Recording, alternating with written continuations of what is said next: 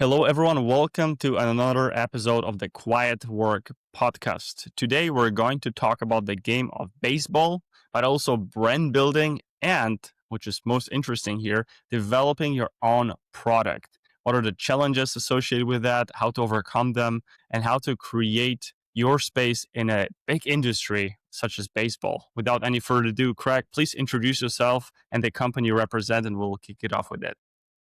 Hi, I'm Craig First. I am the inventor of the ThumbPRO thumb guard. Started this company back in 2020. We've had a fair bit of success since then. Love it. And I wanted to say it was 5 years ago, but since it's 2026 already, it Yeah, sounds like gone by 6 years pretty ago. quick. Like, how did you end up creating your own product, developing your own product, such a specific product in that industry? Let's see here. Well, all right, I guess I'll go with the long story. Go with the long.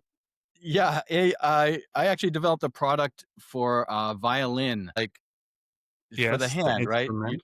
The neck of the violin looks like it should go there, but it doesn't. It's supposed to go up here, and it wants to keep sliding down like this. So what beginners, I was a beginner. My kids started playing the violin. I started taking violin lessons. And so I said, wow, let's use this as the neck of the violin.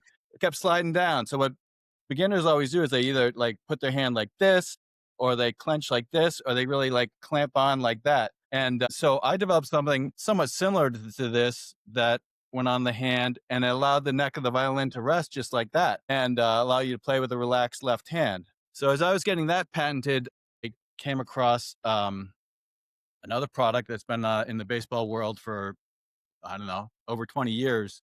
And I said, wait a minute, if I redesign this violin aid, it'll be so much better for the baseball community. So I had to re-engineer it, and I came up with the ThumbPRO. And so that's sort of how it came to be. Yeah, it's a very interesting journey. And yeah, so that's the seed of how it started.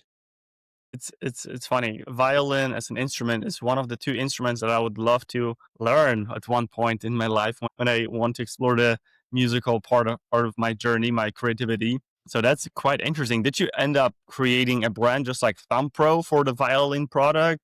Did you sell it, or like Yeah, what yeah. happened? It's called Wonder Thumb, and had some moderate success with it. A couple of major outlets carried it, but then when ThumbPRO came along, the violin world's very conservative. Like they don't want extra gadgets and doodads. Mm. But the baseball world is like, yeah, I want to protect my hand. I want to have a little performance edge. They love it. The Wonder Thumb, the violin thing is sort of on the back burner for now. Got it. Okay, but maybe one day you can revisit with the success of Thumper that you guys are I seeing. keep saying, oh, when I have some free time, I'll get back to it. But I haven't had any free time, which is the good news. We're very busy, which is great.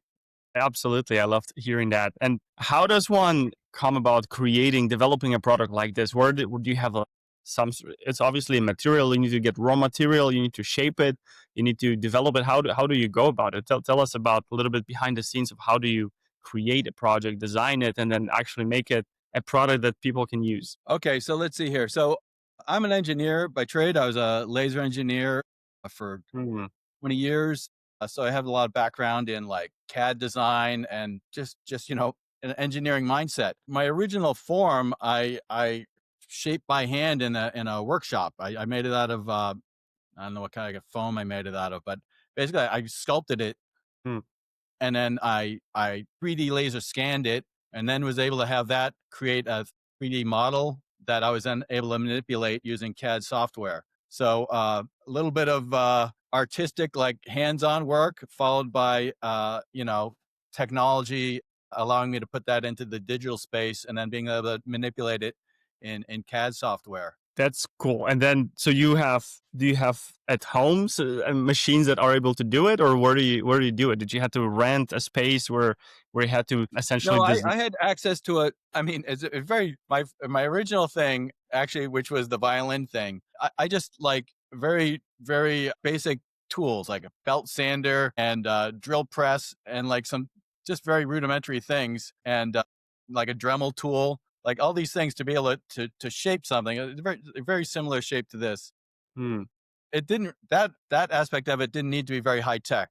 And then once I get into the digital form, then I'm using computers, and then that evolved into 3D printing, prototypes and things like that. So started off very, very basic, like wood shop level Hmm. stuff, and then get the technology came in later. Incredible. I hope you have some videos, maybe pictures from the moment when you started, because that's a really cool way to document. Because I tell you, I met probably 400 to 500 brand owners, especially in the e-commerce space, across multiple events and our ventures since we got into that world. And I don't know, I could count maybe 2, 3 more people that develop their own product. Everyone else is going the easier route. And that's very unique to you guys, to ThumbPRO, to you as a power couple, Nina and Craig are crushing it. So I definitely encourage you to share it everywhere you can, the stories and of the designing part of it and the conception, making something out of just an idea or a problem that you observed in baseball before that in violin, the beginners violin players. So that's quite incredible. Take us back to 2020 when you had the initial product. How did you get it in the hands of players? Was that something that you've tested yourself? You had some friends that start playing with it to give you, I guess, a product market fit. Like, hey, this product works. Um, we have to figure out how to sell it. How did it all start back then? All right. Well, you might have to keep me on target here. I'm gonna back up a little bit. So I said I was a laser engineer for 20 years, and I had this idea percolating a bit for the baseball thumb guard, Hmm. and I got laid off from that job. Oh, And so I said, oh boy. I remember I came home. I told my wife, I said, this little idea I have, we're gonna have to like actually try and make a go of it because I just get laid off. I see. And so I actually had, because I worked there 20 years, I had a period of time where I had some severance pay. And during that period is when I was able to sort of work on the design and develop the product a little bit. So that was 2019. And so we launched the product at ABCA, the American Baseball Coaches Association conference in January of 2020. And so that's where we got our start. And we won a Best of Show award there, which was really cool. Because at first I'm like I said, until then, there was one other product on the market for baseball thumb guard. It'd been around for over 20 years, and that's what anyone ever used, and nobody had innovated a new design for it. And so I didn't know when I was creating this thing, I was like, does the world need another thumb guard? Is this thing, what's going to happen? And, we went to this show and, won a Best of Show award. And what was great is, you know, you go to a conference, you sit in the booth and people walk by and, occasionally someone will stop at your booth and you talk to them, right? I'd never been to a conference before and it's pretty cool. And it would be great is you have these baseball guys are like, wow, these baseball players are big. Anyhow, they try on our ThumbPRO and they'd say, oh, I tried that other thing. I never really liked it, but this is really comfortable. Like you see the way it fits the hand here, right? So we got some very good feedback immediately from players that say, hey, wow, this is comfortable. Comfortable was like the number one comment we got at the show. So that was good. And, I'd say, hey, where are you from? Whatever else. And one guy came up and I was like, oh, where are you from? Who's your team? He said, oh, I don't know, I'm not going to name drop here, but he's like, I'm so-and-so. I'm the trainer for this MLB team. And like he bought, I don't know, 50 of them or something. I'm like, oh my God. Oh, great. Right. Fantastic. So that was a pretty cool validation of the product. I was like, wow.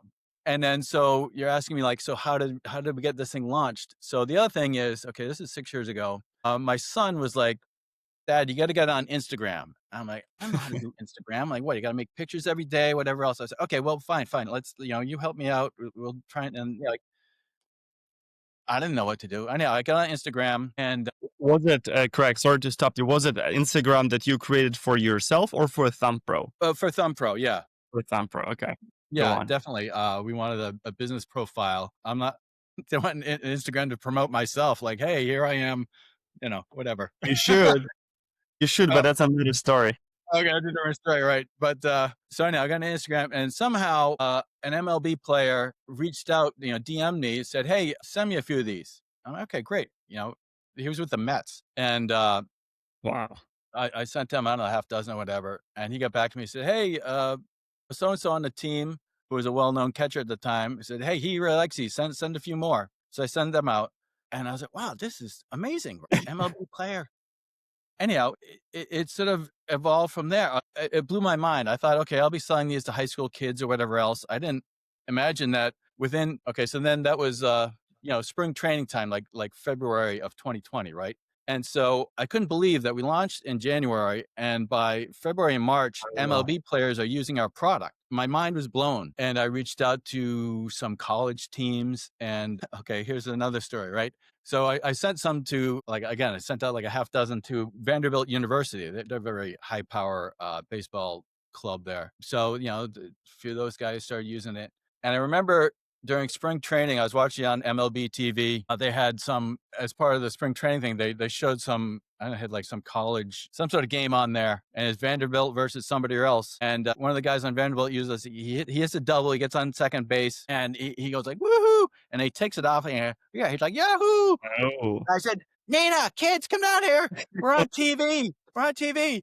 I was just so thrilled. It was like unbelievable to see the thing that I had been building in my basement. It was now on MLB TV, and incredible from there. Of course, what then happened very soon thereafter is COVID hit, Mhm. middle of March, and everything shut down. I was like, oh, no. But let's see. Were the kids able to, or I think the players took off during that time, right?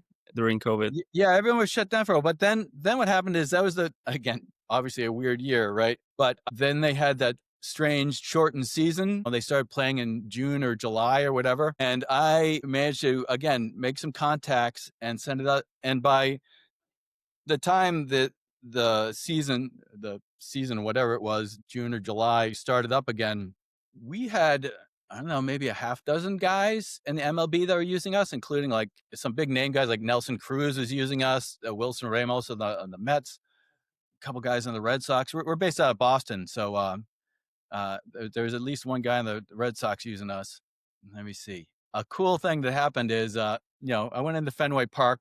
I was doing another errand. I think I was taking my son somewhere, and he was very close to Fenway Park. So I walked over there because there was going to be a game, right? And I was like, well, there's the autograph line outside of Fenway, and there's some autograph hound there. And I was like, did they come up and talk to you? I said, it's COVID, right? So everyone has their mask on and everything else. And he's like, yeah, they still come out. And so as I'm standing there, one of the player comes walking up the street, ready to go into the, get ready for the game. And I recognized him, even with his mask on. And I said, are you so-and-so? He's like, yeah. I said, oh, hey, you use our product. I just wanted to thank you. And he's like, no, I want to thank you. He said, this thing showed up in my locker. I tried it on. He said, this is great. And I shook his hand, and I forever remember that. I was like, oh, this is cool, right? Like this MLB player says, hey, I really like your product. And again, we're just a husband and wife team that started this thing literally in our basement. We started this product. I mean, we didn't at the time have a manufacturer or anything else. I made them all myself. And so to have MLB players that say, hey, wow, we really like this. And that's the wild story. I remember speaking with Nina on multiple occasions, and she told me how hard you had to be essentially doing overtime and multiple shifts to make sure that you can create a product. And like you said, you started in the basement. So that was always inspiring to us to hear and take lessons, because I remember watching also my dad working hard, doing overtime to make sure that something is going to, somehow food is going to be put on the table. And that's always a great and inspiring story. I'll be curious to hear, Craig, what's the goal for, what is the vision, the goal for ThumbPRO? Are you trying to get in the hands of every baseball player, whether professional or not professional? Maybe even the non-professional is a bigger market, I guess, because I don't know how many players there are that are active in the professional sphere. But what's the ultimate goal for ThumbPRO, if you could say or share it with us?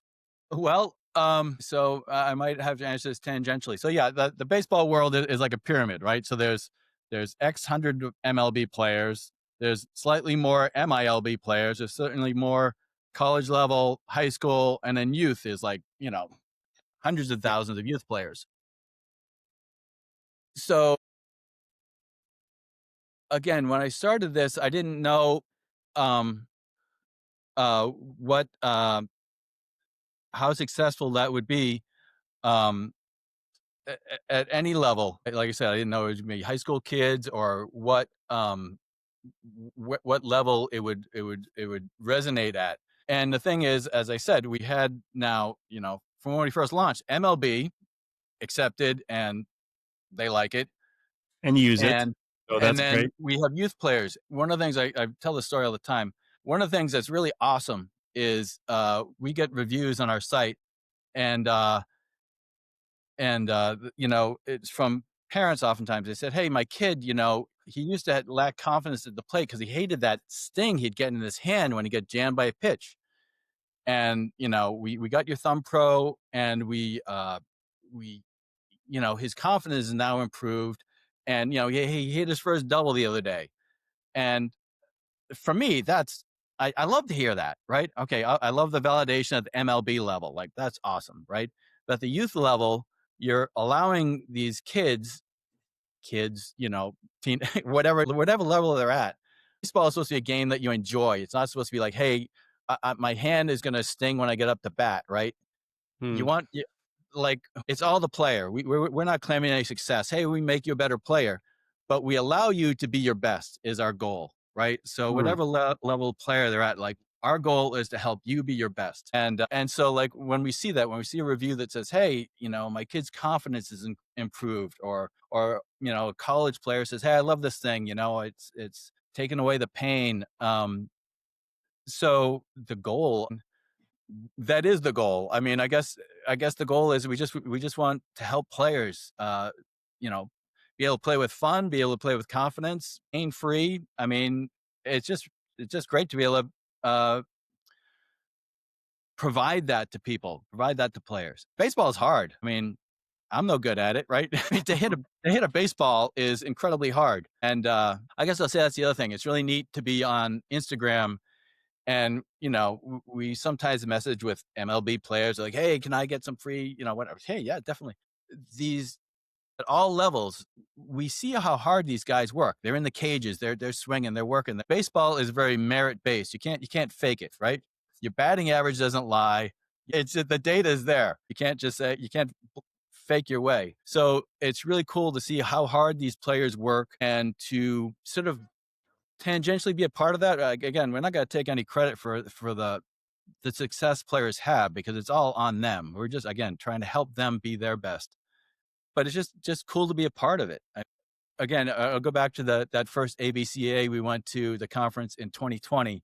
I was talking to another vendor there, and I was like, hey, this is fun. This is cool. He's like, he'd been around a while. He's like, yeah, we're part of baseball. Like, that just resonated with, like, yeah, we are now officially a part of baseball, right? I mean, from the youth leagues up to the MLB. I mean, we had two players on the LA Dodgers that won the World Series last season that were wearing us. I mean, how does it get any better than that? It's just cool. I mean, our little product, right? It's our little thing, and it's on the world stage. We have pro players in Japan. We had players on the championship team over there that were using us. It's just cool. Yeah. I don't know if people know, but baseball in Japan is huge. When I was a laser engineer, for Panasonic. I used to travel to Japan 5 times a year. Wow. So I could see with my own eyes. I'd be out walking, and every baseball field would be full of kids playing baseball all the time. Around here in Boston, baseball fields sit empty until like maybe Saturday or whatever. In Japan, they're full. They play baseball, like they're serious about it. And so it's cool to be in the Japanese market as far as that goes, because they have I heard one story that said the Japanese are surprised that the Americans play baseball because they feel like it's their sport. I mean, they really take it seriously. So it's really cool. So yeah. And like this spring, like 4 years ago, they had the World Baseball Classic, and they're going to have it again this spring, where you have different international teams that play this thing in the spring. And it's really cool, because you're starting off the baseball season with this like championship series sort of a thing. The last time it was a World Baseball Classic actually was Japan versus USA, and Japan won. So I imagine the USA wants a rematch, but we'll see. But again, it's like interesting, because they had like a team from Italy and Australia and Netherlands, like all these places you think, do they play baseball there? But apparently they do. Well, also that the MLB is made up of a lot of international players. I mean, Venezuela and Dominican Republic, of course, Japan, Shohei Ohtani, obviously is a big star of Japan. South Korea. I've been to South Korea, and I saw kids playing baseball there too. And I encountered some players at the casinos here in Coachella Valley. They love spending some time at the high roll table playing some. I know that there's a lot of Asian players there, and I didn't Yep. know there were huge guys sitting at the table, standing out from everyone else in the crowd. And turns out they were all baseball players having some time off and enjoying some games at the Yeah. high roll variable high limit. That's how they call it, high limit tables. So Uh-huh. obviously having some fun with that. If you could zoom out a little bit, and look at the business you're in, the essentially part of baseball baseball world, I guess we can say, as you said, what gives you the most fulfillment in whether it's part of running a business, being part of baseball specifically industry, or building a business with your wife? If you could zoom out, what would you say gives you the most fulfillment on based on your 6-year history now of ThumbPRO and being part of this world? Well, I'm gonna have to say compartmentalize a bit here. I'm an engineer and inventor. Nina, my wife, is the one that really has made the business successful. If it was just me, I don't think we'd have the success that we have now. Originally we launched under a different name. We're called ThumbPRO, THUMB-PER, right? Like a thumper. And I wanted to, Cool. and I was like, okay, people like the name, but we always had to say, okay, it's thumb with a hyphen and a PER, and that never worked, right?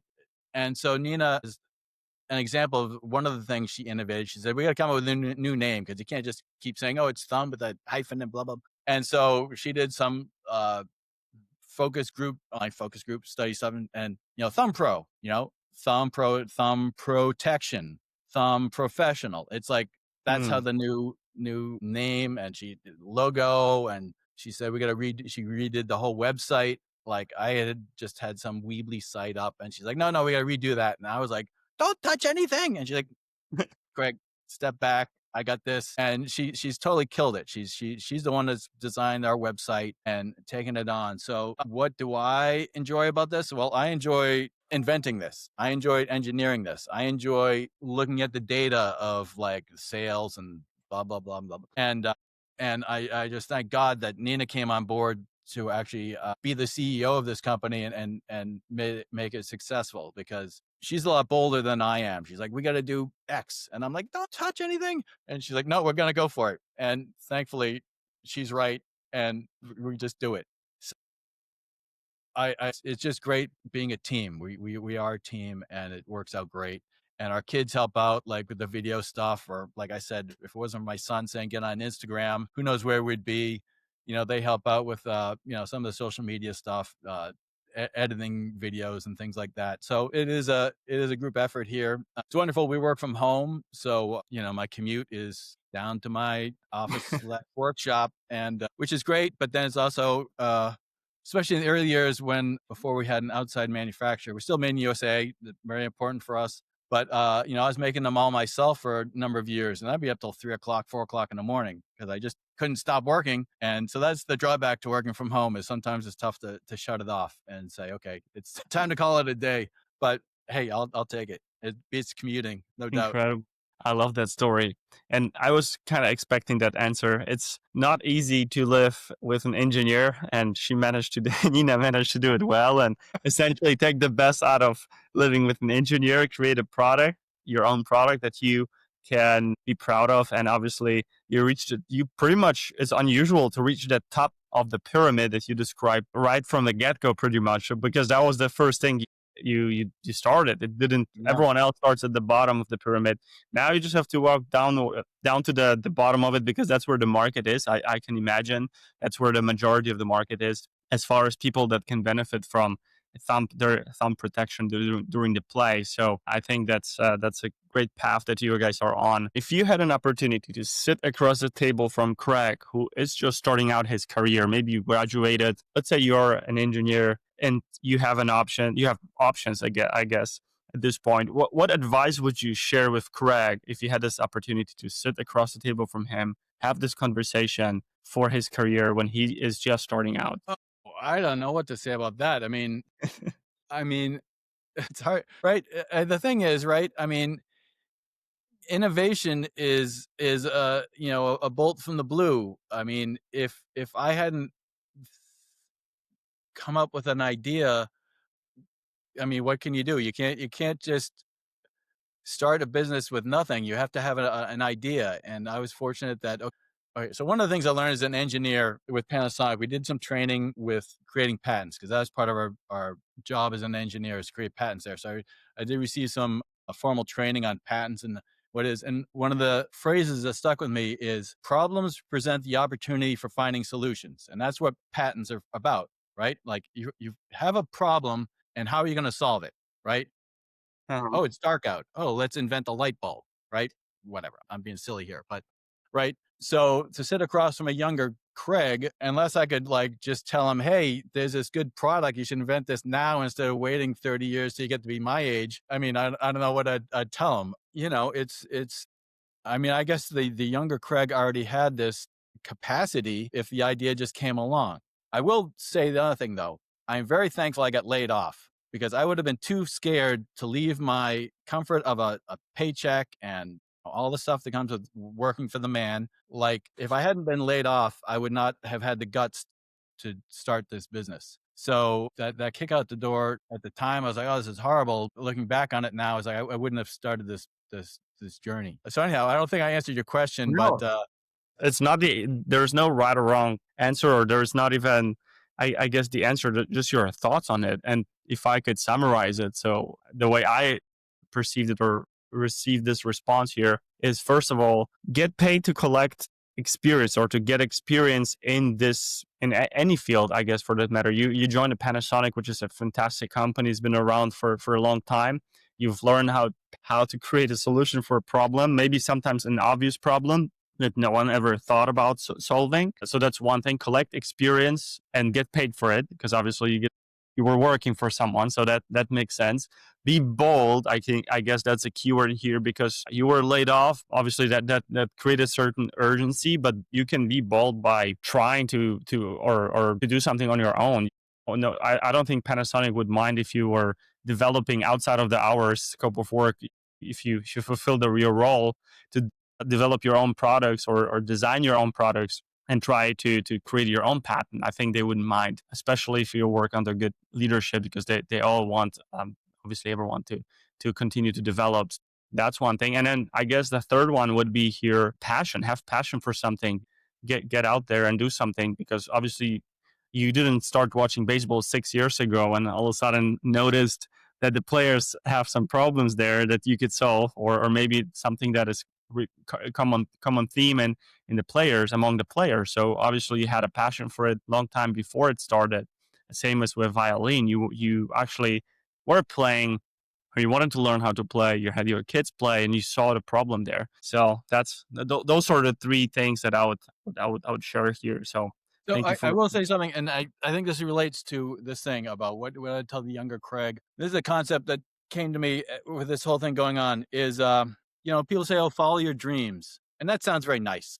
Follow your dreams, right? The thing is that what I've found is that to actually follow your dreams takes a tremendous amount of courage. Like, Mm, you say, oh, follow your dreams. I don't know how most people are. I can just say for myself, before I started this journey, it's like, follow your dreams is like, basically, most people have that concept that they're going to just keep daydreaming. To actually follow your dreams takes a tremendous amount of courage, because it is terrifying to start your own business, and like there's no safety net under us, right? We are responsible for making this work. Uh, so courage, I think, is something that I can speak for myself. Never really had a concept of what that means. We live in a safe world and don't have to be courageous about too many things. Commute back and forth to work, and where is courage in your life? mm, But to start a journey like this, to start, hey, I'm going to create a business. I'm going to create a new product. I'm going to invent something and make it work. I forget what this thing is. Like, I think working with one of our patent attorneys talked about only about 5% of the people who get patents actually make a product out of it.